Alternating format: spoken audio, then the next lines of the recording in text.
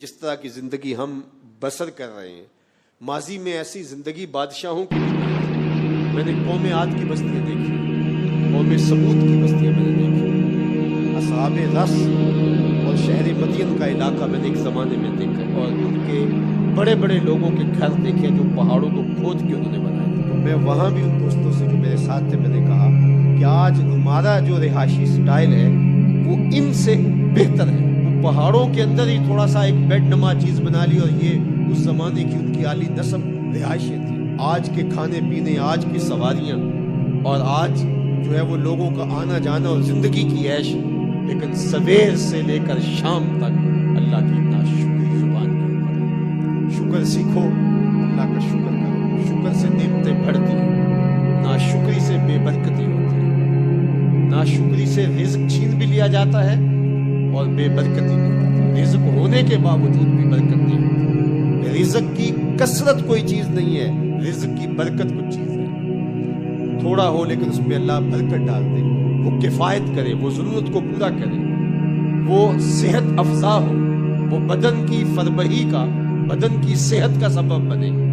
لیکن رزق کی فراوانی ہو لیکن برکت والا نہ ہو تو وہ رزق، وہ مال، وہ دولت وبال بن جاتا ہے۔ اس لیے اللہ سے رزق مبارک مانگا کرو۔ میں تو جب بھی دعا مانگتا ہوں تو یہ عرض کیا کرتا ہوں، اللہ رزق حلال، رزق وسیع، رزق سہل، رزق مبارک اور رزق فراوان عطا کر، جو سہولت سے مل جائے۔ ہماری زندگی کا مقصد صبح سے لے کر شام تک روٹی روزی کمانا ہی نہیں ہے۔ زندگی کے مختلف حصے ہیں، ہم نے اللہ کو راضی کرنا پہلی ترجیح ہے، اس کے حکام کے مطابق زندگی گزارنی ہے، یہ ہماری ترجیح ہے۔ اس کے پیارے محبوب علیہ السلام کی اطاعت کے دائرے میں رہنا ہے، ہم نے رشتوں کا خیال کرنا ہے، ہم نے لوگوں کی ضرورتوں کی تکمیل کے لیے کوشش کرنی ہے، ہم نے اپنے نفس کا حق دینا ہے، پھر ہم نے اپنی ضرورت جو جڑی ہوئی ہے ہمارے ساتھ، پیٹ کی ضرورت ہے، اس کو پورا کرنے کے لیے کچھ مزدوری بھی کرنی ہے، کچھ کام بھی کرنا ہے۔ وہ کوئی دفتر کی مزدوری ہو، وہ آپ دکان پہ مزدوری کر رہے ہو، کاشتکاری کر رہے ہو، تجارت کر رہے ہو، جو بھی کر رہے ہو، جو آپ کو میسر وسائل ہیں اس کے مطابق۔ لیکن ہم پیدا اس لیے نہیں ہوئے کہ ہم جو ہے وہ پیسے ہی کمانے کی مشین۔ آج ہمارا مسئلہ ہو گیا سویر سے لے کر شام تک یہی کام ہے، اور لوگوں نے اپنی زندگیاں لگا دی ہیں پیسے کمانے۔ بچہ جوان ہوتا ہے تو پیسے کمانے لگتا ہے، اس نے گھر بنانا ہے، اس نے یہ بنانا ہے۔ ہم تو جو رب کا خاص وقت ہے نماز، اس میں بھی سوچ رہے ہوتے ہیں دکان پر گاہک نہ کھڑا ہو، تو پھر اس نماز میں کیا دور آئے گا؟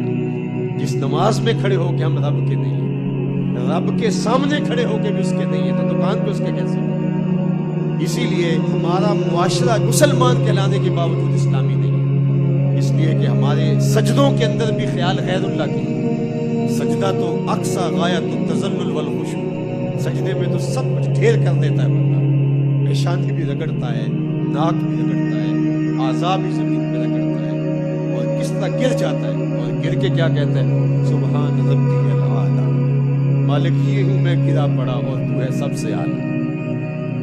لیکن وہاں سجدے کے اندر بھی اگر دکان پہ کھڑا ہے، سجدے کے اندر بھی کاروبار پہ کھڑا ہے، سجدے کے اندر بھی ان چیزوں پہ کھڑا ہے، تو مجھے بتاؤ وہ کھڑا کر رہا ہے؟ تو اپنی زندگی کو منظم ہمیں کرنا چاہیے، جو اللہ نے میسر کر رکھا ہے اس سے ہماری اگر ضرورت پوری ہوتی ہے تو اس پہ شکر گزار رہنا چاہیے۔ اللہ کے محبوب علیہ السلام نے اس پر ایک بہت خوبصورت طریقہ ارشاد فرمایا، انظروا الی من هو اسفل منکم، فرمایا اپنے نیچے دیکھنے کی عادت پیدا کرو۔ جب نیچے دیکھو گے تو تمہیں تسلی ہو جائے گی کہ میرے مالک نے میرے اوپر بڑا کرم کیا۔ اوپر دیکھنے لگ جاؤ گے، 2 کنال کے بنگلے میں بھی رہتے ہو تو آپ کو تنگ تنگ لگے گا، لیکن ہم دنیا میں اوپر دیکھتے ہیں اور دین میں نیچے دیکھتے ہیں۔ حالانکہ فرمایا گیا کہ دنیا میں اپنے نیچے دیکھو اور دین میں اپنے اوپر دیکھو۔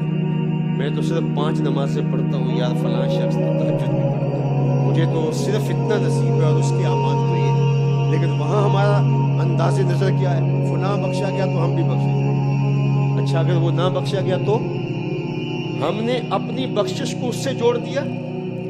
تو یہ ہمارا طرز زندگی ہے، ہم اوپر دیکھتے ہیں دنیا میں اور نیچے دیکھتے ہیں دین میں۔ ہمیں اوپر دیکھنا ہوگا دین میں اور نیچے دیکھنا ہوگا دنیا میں۔